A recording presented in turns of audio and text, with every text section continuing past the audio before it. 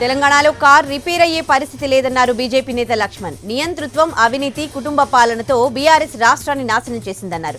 ఇక హిమాచల్, కర్ణాటకలో కాంగ్రెస్ పరిస్థితి చూస్తూనే ఉన్నామని ఎద్దేవా చేశారు లక్ష్మణ్. షెడ్యూల్ వచ్చేలేపోయే దాదాపు బీజేపీ అభ్యర్థుల ఎంపిక పూర్తవుతోందంటున్న లక్ష్మణ్తో మా ప్రతినిధి ప్రసాద్ ఫేస్ టు ఫేస్.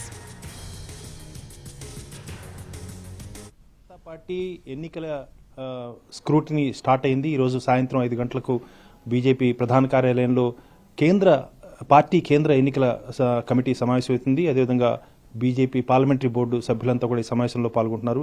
ముఖ్యంగా మన తెలుగు రాష్ట్రాలకు సంబంధించి doctor Laxman BJP parliamentary board మెంబర్గా ఉన్నారు. ఈ సమావేశంలో కూడా పాల్గొనబోతున్నారు. సార్, ఏ రకంగా ఉండబోతుంది అభ్యర్థుల ఎంపిక, అభ్యర్థుల వాళ్ళ యొక్క స్క్రూటినీ ఏ రకంగా ఉండబోతుంది? ఇవాళ కేంద్ర ఎన్నికల సంఘం సమావేశము ప్రధానమంత్రి గారు, హోంమంత్రి అమిత్ షా గారు, అధ్యక్షులు నడ్డా గారు అందరూ కూడా సమక్షంలో ఏ రాష్ట్రాల అభ్యర్థుల యొక్క స్క్రూటినీ ప్రక్రియ యథావిధిగా కొనసాగుతుంది. ఏ రాష్ట్రాల్లో జరుగుతుందో ఇంతవరకు సూచన సమాచారం లేదు. తప్పకుండా అన్ని రాష్ట్రాలు వారి రాష్ట్రాల్లో అభ్యర్థుల సూచి తయారు చేసుకొని రావడం జరుగుతుంది.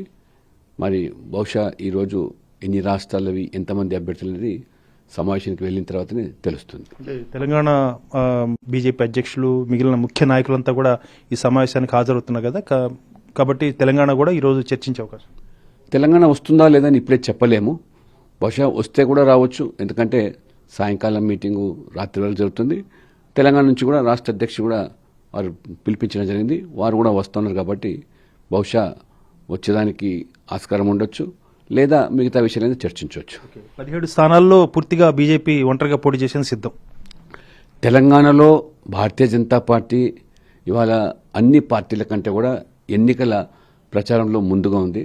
రేపు నరేంద్ర మోడీ గారు 4-5 తేదీ నాడు అధికార కార్యక్రమాలు, అనేకమైనటువంటి ప్రారంభోత్సవాలు, ఫౌండేషన్స్, దాంతోపాటు పార్టీ పరంగా కూడా ఎన్నికలకు సంబంధించిన ప్రచార కార్యక్రమాలు కూడా రాష్ట్ర పార్టీ రూపొందిస్తుంది.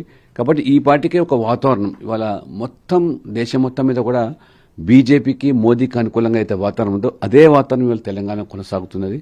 మొన్న జరిగిన రాష్ట్ర ఎన్నికల్లో అనేక స్థానిక అంశాల మీద ఆధారపడి మన ఆయా పార్టీలకు ఓట్లు వేసిండొచ్చు. కానీ ఇప్పుడు అన్ని పార్టీల వారు కూడా ఎవరికైతే మొన్న కాంగ్రెస్కు, టీఆర్ఎస్కి వేశారో వాళ్ళు మోదీ గారికి ఈసారి తెలంగాణలో వేస్తామని నేను విజయ సంకల్ప యాత్రలో గత వారం రోజులుగా అన్ని జిల్లాలు, హైదరాబాద్లో తిరుగుతున్నప్పుడు సర్వత్రా వ్యక్తం చేస్తున్నారు.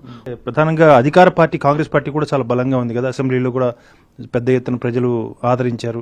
మరి ఈసారి పోటీ ఎవరి మధ్య ఉండొచ్చు? ఎందుకంటే బీఆర్ఎస్ పార్టీ కూడా బలంగానే ఉంది.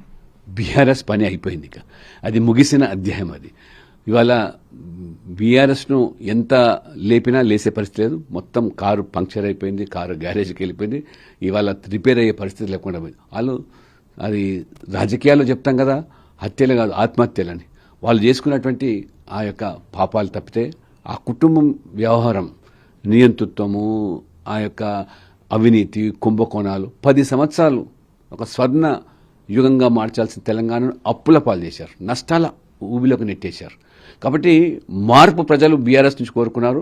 లాభపడింది కాంగ్రెస్ కూడా ఢిల్లీలో లేదు, దేశంలో లేదు, ఈ తెలంగాణ కూడా బతికి బట్టగట్టే పరిస్థితి లేదు. కాబట్టి కాంగ్రెస్ వ్యవహారం మరి మనకందరికి తెలిసింది. ఇవాళ చూస్తాం ఏమవుతుంది, ఇవాళ హిమాచల్ ఏమవుతుంది, కర్ణాటకలో ఏమవుతుంది, తెలంగాణ ఏమి అతీతం కాదు. కాబట్టి రేవంత్ రెడ్డి గారు కాంగ్రెస్ కొత్త కావచ్చు, కానీ కాంగ్రెస్ సంస్కృతే వేరు. అయినప్పటికీ కూడా రేపు పార్లమెంట్ ఎన్నికల పోటీ మాకు కాంగ్రెస్ ఉంటుంది. ఇవాళ టీఆర్ఎస్ పార్టీ మీద పోటీ చేసేయడానికి కూడా ఎవరు కూడా సిద్ధంగా లేరు.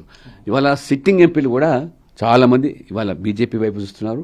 కాబట్టి అనేక మంది కూడా ఇవాళ బీజేపీకి చేరడానికి ముందుకు వస్తున్నారు. ఖచ్చితంగా తెలంగాణలో భవిష్యత్తు బీజేపీదే. ఖచ్చితంగా 17 స్థానాల్లో అత్యధిక స్థానాలు బీజేపీ మాత్రమే గెలుస్తుంది. ఏపీకి సంబంధించినంతవరకు పొత్తుపై ఎక్కడ కూడా ఇదిమిద్దంగా తేలలేదు. ఏమైనా చర్చించే అవకాశం ఉందా? అధిష్టానం తెలుస్తుంది తప్పకుండా సరైన సమయంలో.